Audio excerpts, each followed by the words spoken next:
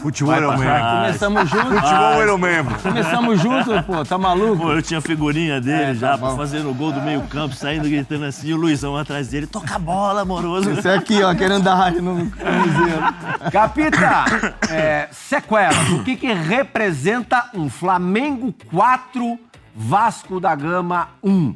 O Vasco que só está disputando o Campeonato Brasileiro e mesmo assim, em 9 rodadas, venceu apenas um joguinho, o primeiro, né?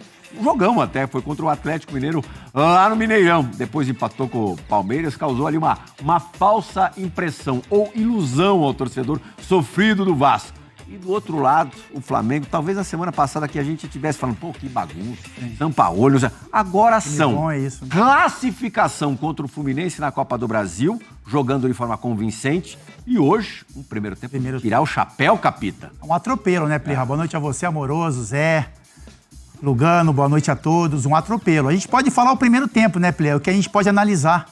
Porque depois que o resultado feito, o segundo tempo do Flamengo foi realmente para administrar o jogo, pensando já no jogo da Libertadores, o Vasco já sem força. Assim, a diferença técnica, a gente sabe que é gigantesca, né? Acho que esses são os fatores desse jogo. A diferença técnica, todo mundo sabe que o Flamengo tem muito mais qualidade do que o Vasco. O que chamou a atenção foram 2 fatores, né? Foi a intensidade, que se você quer competir com o Flamengo, você tem que botar um pouco de intensidade no jogo, e o Flamengo foi mais intenso do que o Vasco. Isso chama atenção porque o Flamengo jogou um jogo na quinta-feira, e o Vasco ficou 10 dias só treinando para esse jogo, né? Então chama atenção, um time que tem tanto tempo para trabalhar. O Flamengo mordeu demais no primeiro tempo. Roubou muitas bolas, colocou intensidade, saída em velocidade. E o esquema tático, né, Pleo, que a gente conversou um pouquinho antes, né?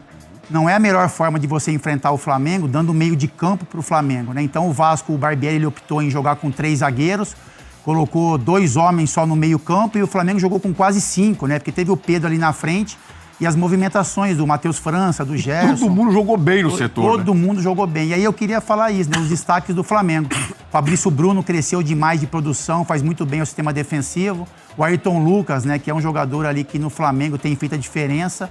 A Arrascaeta, que é o cérebro, quando volta, joga bem, o Flamengo tem um rendimento que o torcedor está mais acostumado. E o Gerson, né? O Gerson adquirindo a forma física com a qualidade técnica seguramente que ele tem. Do melhor jogo fez o melhor jogo. Voltou. Então foi um atropelo. Primeiro tempo, um atropelo do Flamengo. E a sequela, só para completar, positiva para o Flamengo, porque isso leva uma confiança gigantesca para o jogo da Libertadores. E o Vasco, a gente sabe que com esse tempo que o Vasco tem livre, os dias vão ser bem pesados em São Januário. O Barbieri, Márcio Amoroso, que foi respaldado agora há pouco pela diretoria, deu a entrevista coletiva, ainda pelo menos como treinador do Vasco, chegou ao Maracanã dizendo que a ideia dele era propor contra o Flamengo. Por que ele não conseguiu? Bom, primeiramente, boa noite a todos. Eu sou daquele discurso, né? Clássico não se joga, clássico se ganha. E o Vasco não conseguiu propor, tomou um sufoco do Flamengo no início do jogo, que culminou nesse massacre aí, nesse atropelo no primeiro jogo, como bem o Capita frisou. Quando você tem a ideia de propor o jogo, você não pode deixar teu adversário pensar. É a primeira coisa, principalmente num clássico como esse. Tem 3 aqui, né? Principalmente um volante, que é aquele cara que já dá o primeiro combate, a primeira iniciativa para que o time pressione lá na frente. Da primeira porrada. Da primeira porrada, combate. E aí você propõe um jogo desse jeito, eu acho que, como o Fábio falou, vai ficar muito difícil os dias agora, ou não se sabe o que vai acontecer, ou o que está acontecendo já, né, nos vestiários do Maracanã. Mas o Flamengo teve um jogo praticamente inteligente da parte do Sampaoli, no qual conseguiu impor principalmente seus jogadores mais importantes, né? A gente vê o Gerson muito melhor fisicamente e não deu chance do Barbieri querer propor o jogo dele. É isso que eu acho. O Vasco não conseguiu achar o Flamengo, né, Zé? Aí não tem muito o que fazer, né? Verdade. Boa tarde, boa noite, Plirra, boa noite. Os caras vão achar que você tá onde? Tamo ao vivo. 11h07, fã do esporte.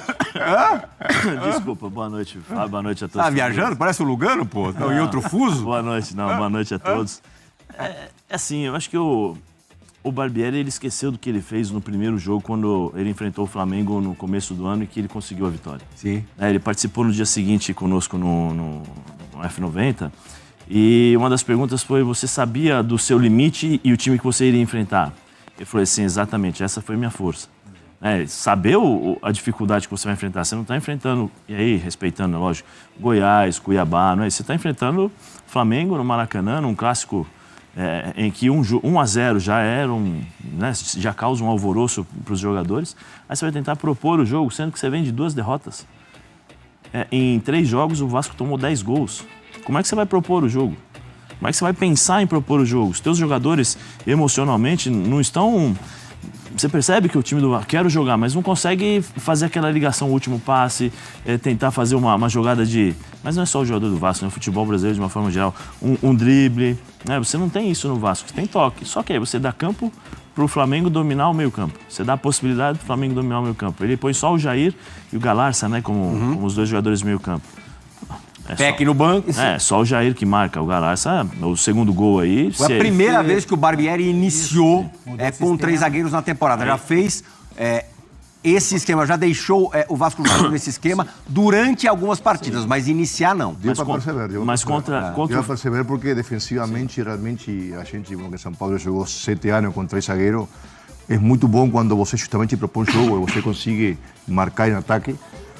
Mas quando você é superado, que acontece, e tem que recuar, tem que ter certa ordem, né? E certa distância entre os companheiros. E você viu que em todos os goles do Flamengo, as coberturas, a distância entre o zagueiro e o meio campo, em todos estava errado. Em todos estava errado. O gol do Gerson, 3 zagueiros mais o atrás dentro da área, e ninguém viu chegar o volante, né? Que isso deve ser, obviamente, função do zagueiro. O gol de Cuellar, no funil da área, sozinho, com tempo, para criar, pensar, chapar.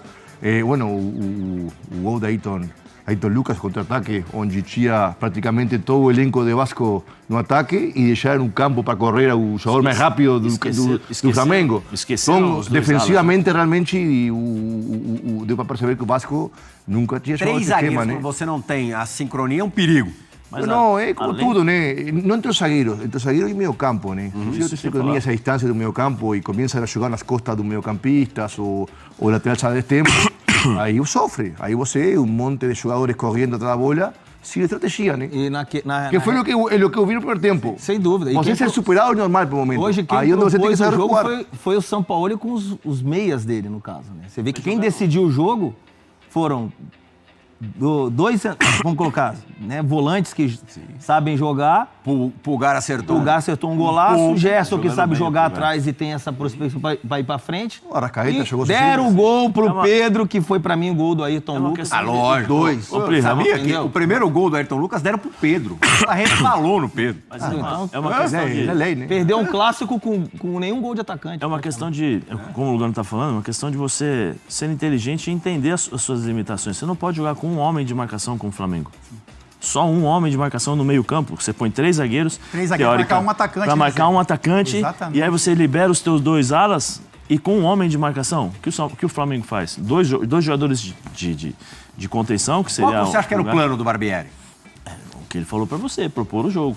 Só esqueceu do outro lado que tinha o Flamengo. Eu acho que esse foi o plano. Então, quando perdeu a bola e foi dominado, não conseguiu recuar organizadamente, né? Que é o principal no elenco. Agora, você tem um jogador desequilibrante, é outra história, né?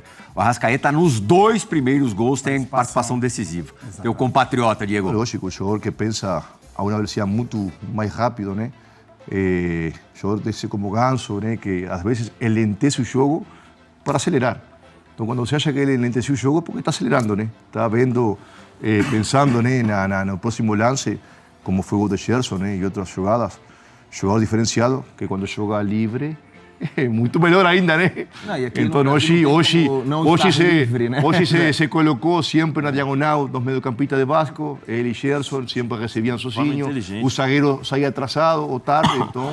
O que chama um pouco a atenção também, Plirra, com relação ao trabalho do Sampaoli, assim, o primeiro tempo do Flamengo, essa ida e volta, sabe, muito rápida, né? Então, assim, a gente via o Gerson fez gol, o Pulgar fez gol, mas eles chegaram outras vezes à frente e quando o lance acabava não resultando em chute a gol, a recomposição era muito rápida. Então isso foi uma diferença hoje, né? Porque o Flamengo, ele colocava muitos jogadores no meio campo, do meio campo pra frente, quando saía com o Gerson, aí Arrascaeta, aí Pedro, Matheus França, o Pulgar chegando à frente, só o Thiago Maia protegendo ali o sistema defensivo, né? E aí Davi Luiz, Fabrício Bruno... O Pulgar tava mortinho essa chegada do São Paulo, né? Tava. É que o Pulgar parece... acho que é questão de personalidade, né, Plirra? A gente não tá lá pra saber o dia a dia, mas é um jogador que parece que é um pouco mais tímido do que o normal. Introvertido. Introvertido. E aí demora um pouco mais de tempo, ainda mais quando você chega em um elenco estrelado, jogadores consagrados, com conquistas. Então demorou um pouquinho para ele pegar. Parecia até que tinha sido uma contratação errada do Flamengo, né? Que veio, um jogador que veio badalado, jogador de seleção, mas que agora tá entregando tudo que pode. Aqui todo mundo jogou na Europa. Né? O Pulgar vem de uma Fiorentina, vem do futebol italiano, no qual... O que acontece no futebol italiano? Ele corre menos, ele vai estar taticamente bem posicionado. Aqui, por que de repente nesse momento ele não conseguiu jogar? Porque, pô, a hora que eles pensam, o Zé, era volante, poderia jogar ali, ia correr menos, o Pulgar ia ser um monstro do lado do Zé Elias. Porque o Zé ia fechar. Mas ia estar praticamente bem posicionado do lado de um cara. Agora ali, pô, até ele se acostumar, fisicamente o Flamengo vem muito melhor. E tem a questão do conhecimento também, né?